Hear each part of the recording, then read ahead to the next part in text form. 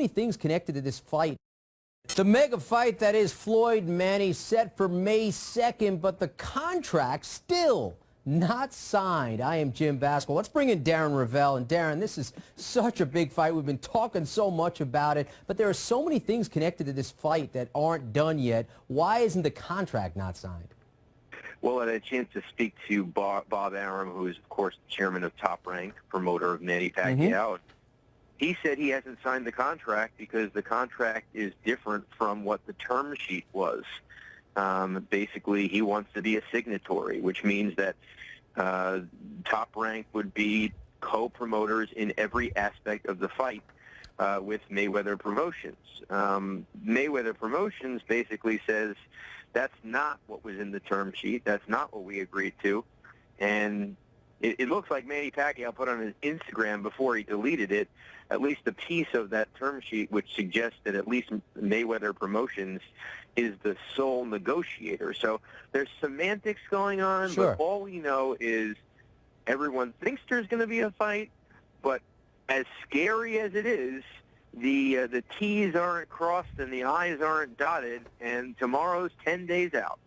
Unbelievable. That is unbelievable. Let's just assume that everything happens and it goes on as planned.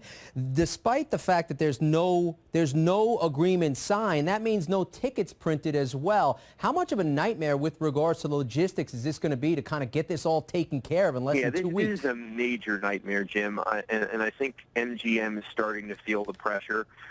Today, according to one source that we had, MGM had asked Bob Arum if they could start to sell the closed circuit tickets, which rumor is going to be they'll be $150 each. The MGM Resort's the only place on the Strip where the fight will be shown outside of the actual fight, or tickets to the public, which is expected to be very few.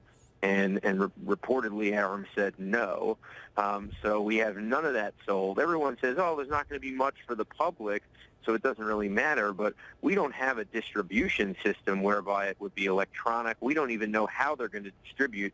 And it's really not that easy to, 10 days out, make sure that the people who are supposed to have the seats get them.